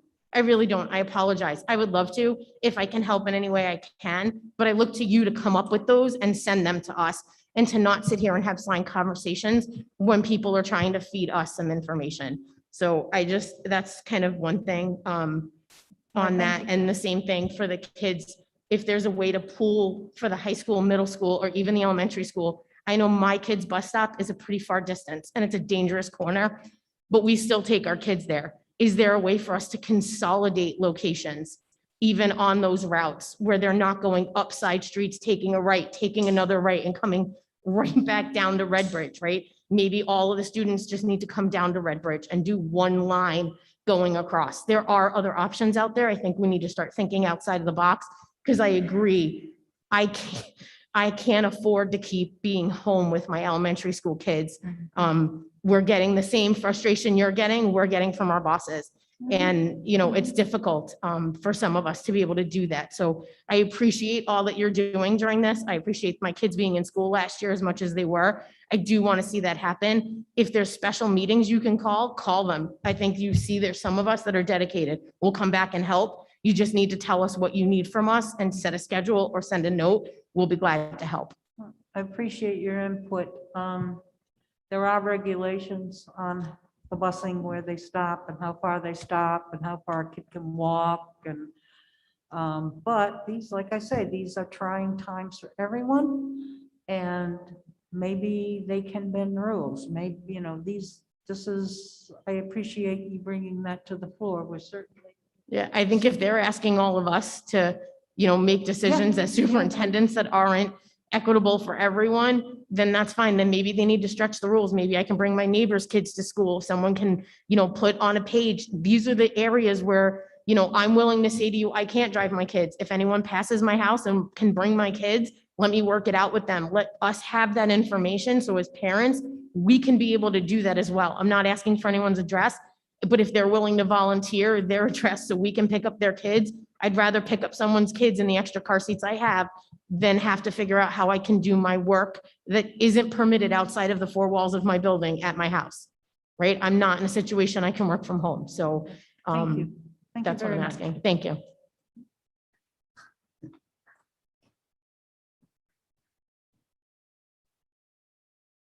Kathleen, can I speak, please? Kathleen, can I speak? So I'm going to speak as a parent and a business owner whose half of her staff is out right now due to their kids being quarantined. So I've learned one thing in this whole COVID fiasco is that we just have to have patience. I don't ever have the supplies that I need on time, so I do what I can. I have two high schoolers that go to two different high schools in two different towns, and I'm their only transportation, but I'm figuring it out because it's just what I got to do. So, as parents, community people, business owners, employees, I know it's stressful. I really, really do. I'm living it too. But we just have to have patience, and we have to just figure out what the silver lining is and go day to day. But I'm totally living what your guys' frustrations are. It's my life, but I have to go day to day. And, I get the work thing. I'm a hairdresser. I own a hair salon. I can't work from home. I have to go to work. So having half my staff out, that means I have to rebook appointments out for how long? That's revenue. That's putting people in places that I don't even know if these places exist. It's me trying to figure out how to get my kids back and forth to school. So I get your frustrations, but understand you're not in this alone. And when I see comments that I'm not speaking for your children, I am speaking for your children. I'm speaking for my own too. That I'm not doing my job. I am doing my job. But there's just only so much we can do right now. And if we don't have patience and we don't work together, we're not going to get through this. So we just got to get these kids in school when we can, do what we can do. We got to just work this out, but being negative isn't going to help. It's not going to help at all. So spread some positivity and let's move forward. Kathleen. I just want to say that I understand you probably saw me passing a note to her, and I just want to clarify, whenever there's something great that happens in the budget, we both, I know I'm listening to every single word that all of you are saying. I give kudos to every single employee who steps in who walks to the doors in this school, whether it be a secretary, a custodian, a lunch person, a teacher, administrator. I understand the frustration. We sit up here and we try to do the best that we can. We are 9 people who have to follow rules and regulations, and we're trying to do the best that we can. And by negative comments that I see on here, I see the frustration. I understand. I'm a parent myself, and I totally get this. But you know what? Being negative is not going to make this any easier or any better on any of us. Superintendent Smith is doing the best that she can. The people that work in this building are doing the best that they can. And I support every decision that the superintendent makes. And I completely understand your comments about, working and making a juggle. I understand that too. But you know what? The safety of our staff, our children are the main reason why we are here. Thank you.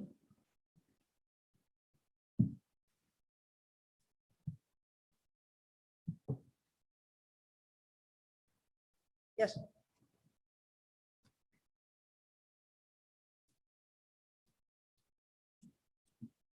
Jessica Bolte, 1081 Riverside Drive. Just for clarification, the comment about the side conversations wasn't about you, Donna. It would be the two gentlemen on the end, putting their heads together, talking like two high school girls.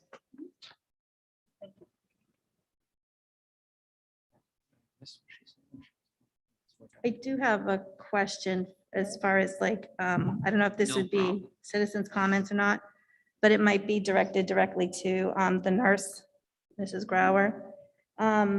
Will there be booster shots, you know what I mean, when they become available for the staff and, here at the school? And also, will the school be offering COVID vaccines for the children like 5 to 11 once that is approved? Just asking. And you don't have to answer that right now. Thank you. Can I comment on that a little bit? Is she gonna hear anything? So today, the CDC is advising that they don't feel, there's some studies that are out that the booster shot is something that is going to be evident or needed right at this time. And I think, as I sit here and I read the comments too, I'm not so bothered by the negative comments. I know people are trying to get out their frustrations, but you have to look at this whole situation as a very fluid and uncontrollable problem coming from many areas. I think our Windham County area is one of the lowest that is vaccinated. So there's a problem there. I was at the fair recently. I honestly can say I was probably the only one wearing a mask, and I'm not blaming the fair, but we are doing things outside of our school area. We want to have two different scenarios. We want to be able to be free without a mask, and then we have to wear it in school. So you get these kids that are all together congregated, you're going to have infections, whether it's kids or adults. I also believe that, first of all, we are not paid. There was something on this line thinking that the Board of Ed people are paid. We're not paid. Okay, we do this as a volunteer thing. Yes, you elect us. And we have to follow the guidelines of the state. We are mandated. We can't just do whatever we want to do when we want to do it. Superintendent Smith has been above and beyond doing this, as our nurse has, and many of the people within this community have done their best. We're all frustrated. But look across the state, everybody is having a bus problem, not just DATCO. Every single school district is having a problem busing kids. There's no drivers. There's many components that fall into that category. Why? Okay. A lot of people are getting a lot of money from unemployment. They just don't want to work. You also have, as Superintendent Smith said, there's a lot of guidelines within the state DMV for driver's licenses for CDLs. You can't just rush anything through. So we're coming at this with a lot of things, a lot of working parts. And it's fine to say, I want this for my kid and I want that for that kid, but we have to do the safety for our staff, all the people that work here, the kids that go to school here. We want the kids in school. I love to see kids in school. The kids learn being in school, but we are bound by certain guidelines that we can't just do whatever we want when we want to do it. You also have to think about where we are. Again, it starts in the cities. We converge in northeastern Connecticut. Yes, last week, Worcester was up 42% with COVID cases. It all trickles down to all of us. There are other components. We all travel within those regions. So I don't think that we can just say there's a clear-cut decision on when kids can come back to school, when they can't be in school. Every day is a different day for you, is it not, Melinda? Every single day is different. And, being negative is not going to solve anything. You have to try to figure it out. Life is about adaptability. We have to adapt in situations. If you don't learn to ever adapt, You always want things your own way. It doesn't work. You adapt in everything in life. If you don't have enough money for something, you adapt, you work at it. The same thing with this COVID. We have to adapt in situations that we are not used to. This is not a time where anybody can figure out what's going to happen next. So do the best to work together. We want your kids in school. Please don't think we don't want your kids in school, but we don't have the staff to get them here. And we have sick staff. We have kids that are sick. We have kids that are exposed. It's not an easy situation. We got to figure it out. We got to figure it out together. It's not an easy thing. And please understand, we are bound by certain guidelines within the state. Will those guidelines change? Yes. Now, for the person that said, well, we elect you as our officials. Well, you know who else you elect? You elect all the other politicians that represent us, from Representative Hayes, May Flexer, our governor. I don't care if you're a politician for Republican or Democrat. Our little kids don't say, I'm a Democrat, I'm a Republican, I can't do this, I can't do that. They want to be in school. So if you want to pull out any type of positive energy, go to those people too and say, Governor, state of Massachusetts today, Governor Baker said, come on, National Guard, come on out and drive our kids. We need to do that with Governor Lamont. We need to put the pressure on him, and you do that through calling Rick Hayes. And if you want numbers for Rick, you want numbers for May, you want numbers for the governor, you want emails, contact me. You just got to Google them. You can do it. And if they don't answer your email, phone them. I've talked to the governor's office on numerous occasions about things within Northeastern Connecticut because we're always left out. I call there regularly. You get many people calling. He's going to get the message. The message will be gotten if people call. Rick Hayes works for us locally, May Flexer on a state level, as well as Joe Courtney, as well as Governor Lamont. Get on them. If you want this bus thing solved, we can't do it because we don't have the staff to do it, nor does DATCO or any other bus company within the state. They're in the same situation. So let's try to work together and get it done.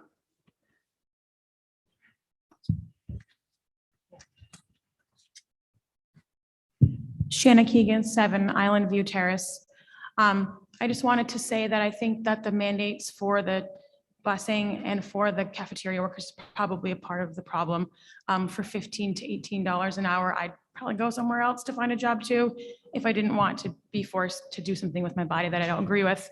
And really, that is not your fault. That's because our governor still has executive orders, which you can call and call and call, but nothing's going to change over that. I've spoken to Rick Hayes. He's completely great with communication, but there's only so much that can be done. May Flexer doesn't answer anybody ever. So our kids are in the mix of a political battle. They really just are. And these mandates are affecting our children. The busing situation, I would be willing to drive my kid to school. Maybe you could survey parents to see who can drive their child, and maybe then just kind of pool the resources to the kids that can't for the equity. But equity is also like not being able to find childcare. Like I work, right? I'm a teacher, I'm a business owner, I'm a parent. I would never force my employees to be vaccinated against their will. Just putting that out there. So that's kind of how I feel about it. You guys are probably better off going to these representatives and speaking on our behalf because you have more power than we do as parents. They don't really care what we think. And again, I'm really tired of my child being in the mix of a political battle. I really didn't want to even come here today. I feel like we're being steamrolled with all of these things that we really, as citizens, just don't have any power over. It's exhausting. I know you're exhausting, and I appreciate all you do. That's it. Thank you.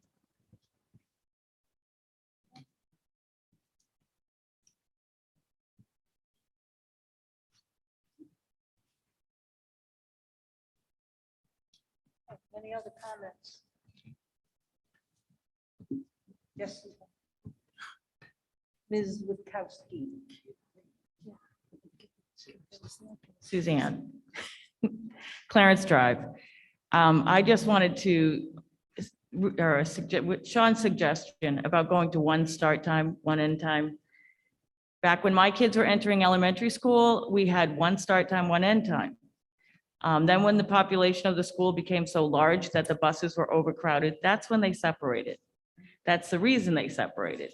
And I would just encourage you to review that start all 3 schools at the same time, end at the same time. That would just be my suggestion. I also want to say that I think you all put in a lot of hours thinking about this, looking at different things. And I don't think anybody should be mocked sitting up there for having sidebar conversations. I think that you all deserve a pat on the back, because I can't imagine your paychecks equate the hours that you put in for sitting up there, because I know that there's zeros. Just my comments. Thank you.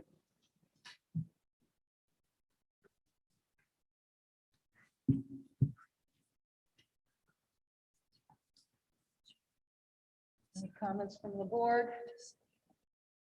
So Melinda, I'm sorry, Kathleen, I know you weren't going to read all of the comments on chat.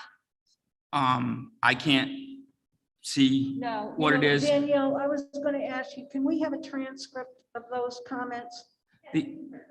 Yes. The only question I have is there somebody with their hand raised evidently? That No, may, I see nobody with their hand raised, although that did come up, that somebody could raise their hand to be recognized. I mean, I don't know.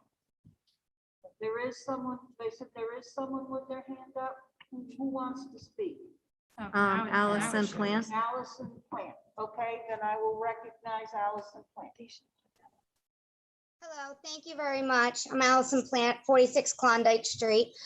I'm just curious, how many teachers have been vaccinated to date? Do we have those numbers? I don't, is she asking for teachers? Yes, how many teachers currently have been vaccinated in the elementary school to date? I can't isolate the elementary school, but I would say about 80% of our staff. Shannon, is that correct? So if 80% of our staff, or your staff rather, has been vaccinated, according to CDC protocol, if they've been exposed, they do not have to quarantine as they've been masked, which all of the people in the school, according to the board and the school, have been masked. Therefore, they don't have to quarantine, which means only kids that are sitting within 3 to 6 feet of each other need to be quarantined to the active case, which means that there might be a whole plethora of people that are quarantined as per CDC protocol that don't need to be. Now, I've been working in the medical field for over 17 years. Due to all the in and out of school, my kids have already had strep throat as per the doctor from starting to wear masks again after not wearing them all summer. I am about to lose my 911 job on an ambulance. And that's very concerning because now not only are my children losing school, I'm losing income, and the community is losing a primary 911 provider. In the state of Connecticut, as per the data.ct.gov website, as of today, September 13th, 2001, ages 0 to 19 across the state, there have been 64,453 cases of COVID-19 among children. 5 confirmed cases across the entire state. There is absolutely no reason why children who are not directly exposed should not be at school. And I think the other parents have come up with some fantastic ideas. I remember going to school many moons ago. I'm in my mid-30s at this point, where we had a central bus stop. None of this stopping at every single doorstep. Maybe we need to go back to that. These kids need to be in school. I have a 1st grader and I have a 5th grader. So I have one at elementary and one at middle school right now. My 1st grader will not be doing homeschooling remote schooling this week. And I have already notified the teacher and Larry Prentice. I am not sitting with my child every single day, fighting with him, having him crying, and essentially tearing down his mental health, which I've already put him in counseling for at the beginning of this school year due to behavioral issues, due to this whole nonsense. I will not have him doing it. So he will be missing 4 days of instruction. And of course, he's already missed an additional 2 days, one because of the heat. He has 1 kidney and was in a 110-degree classroom. I pulled him from school early because the schools were not dismissed early. I can't have my child ending up in Boston Children's Hospital, losing his other kidney and going on dialysis. I will not risk my child's life, period, end of story. I have another one in the middle school. I am now about to lose my job. We parents have other ideas. These are mandates. These are not laws. We're not required to follow them. And quite frankly, I think last year we set the path. You guys did a phenomenal job setting the path getting us kids in school and keeping them there. I think we need to do it again. Honestly, at this point, we're in unprecedented times. If we have options as parents, let's set the way. Let's get the kids to school. Let's have the school board and the school department work with us. Say to the state of Connecticut, we're going to do it our way because we have a solution we want to try and it's worth trying for the sake of our kids. Now, I know this is a lot of information and I'm being very firm with this, but there's a lot of kids out there that are suffering. And I know as us adults, all of our jobs is to protect our kids. You guys, us, everybody. That is not, nobody's debating that here. But the frustration comes into play when we don't feel that we're being listened to. And quite frankly, we as parents don't feel like we're being listened to because no matter what we say, the board just does what they want. And I get it. You guys are under certain rules that you have to follow. But at some point, someone needs to stand up and say, you know what? The rules aren't worth it anymore. Our mental health for our children and the sake of their families is worth more because quite frankly, if us parents don't have jobs, those kids are now homeless. What are we going to do then? Because I know if I end up homeless, nobody else on this board, nobody else in this town is going to support us. Your 3-minute mark. That's all I have to say. I hope you seriously consider what we've said tonight. I really, truly hope you do. Thank you. No, thank you. Okay. Any other hands up, Danielle? Any other hands? I can't see that from here. Oh, okay, sorry. Oh, we don't have the screen. Okay, I'm going to have Danielle print out the chat and send us all a transcript of it. They say Danielle wants to speak. Yeah, poor Danielle. LeMay.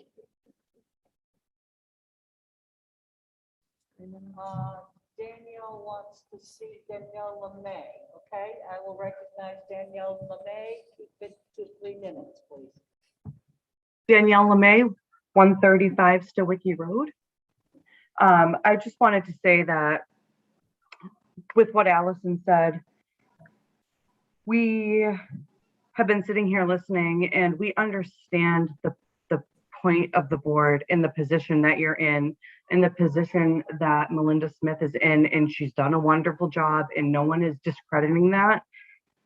But it's when you start telling us how to live our lives and basically schooling us on how to be adults and telling us just deal with it, cope with it. You should have basically put your big girl pants on and deal with it. No, tell that to my employer, tell that to my child as I hold my 7-year-old as she sobs because she has to go to remote learning yet again when she wasn't impacted by anybody with COVID.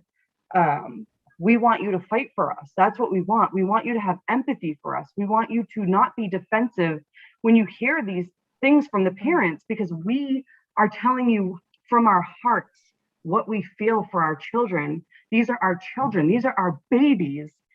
And we're hurting. We are broken from this. This isn't 2 weeks to flatten the curve anymore. This is now on year 2. We are broken. Our children are broken. We want you to hear that. We want you to feel that, not get defensive and point fingers and say snarky remarks at us, telling us to find the governor's numbers. We want you to fight for us. That's why you're here. We want you guys to understand what we're feeling, and you take it as negative feedback. We want you to feel with us what we're going through. But you don't, you get defensive and you come at us and you make comments that are just flat out rude and condescending. And then you get everybody riled up and get upset again. We want you to understand that it's hurting us. It's hurting our children, and our children are the ones that we care about the most.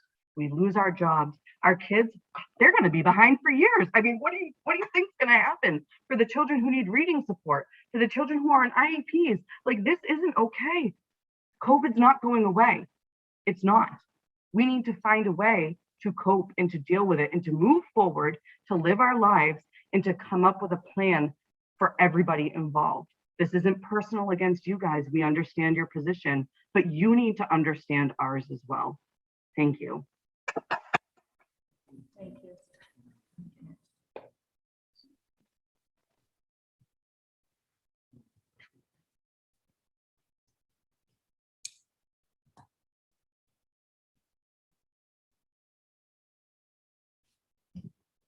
I'm just going to add to what Danielle said. Danielle, this is Danielle on the board. I do understand what you're going through. I live it every day too, as a parent, as an employer myself. I live it. I know it. Trust me. It's just our hands are literally tied.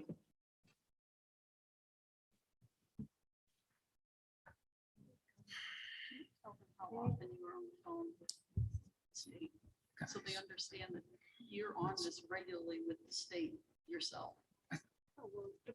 Our commissioners, we had a commissioner's call on Friday at 2:00. I've been on the phone all day with the state, back and forth, trying to figure out what are we going to do? We're in this dilemma. What are we going to do? You know, I've been in education over 40 years and never have come across a situation where we couldn't get our kids to school. Sure, you had bus driver shortages, but this kind of an impact, I've never experienced before. So we're trying to work through that using our people at the state for guidance. I'm hoping that this is just a hiccup in the road at the start of school and we'll be able to even this out. There's one thing I do want to make a comment about, though. I experienced as an administrator the death of a child from swine flu, and I know what that did to that community. And I keep that with me every single day. So I just want you to know that I do the best I can. We make decisions to make sure that we're keeping students safe. And I can't tell you the hours that Shannon Grauer went over this weekend just to make sure that we get the right kids quarantining so that they are safe. And so I like some of the ideas that came from some of the parents this evening. Thank you. There might be some ideas around consolidating bus stops. And so those are all positive ways that we can look at things and maybe make things better. But I want you to know that living through an experience like that, Mr. Jones was in that same district, it was horrifying. And it was one child who died of swine flu. And I can tell you that as soon as that vaccine came out, we had hundreds and hundreds and hundreds of people coming out for that vaccine because that one unfortunate situation happened. I don't want to be a superintendent of a district that happens in. And so every ounce of energy that I have, I'm going to make decisions based on trying to keep our kids safe. And that's where I'm at now. And I thank everybody for the positive feedback. And I understand that your frustrations are high. Believe me, this was the last thing I wanted to do today.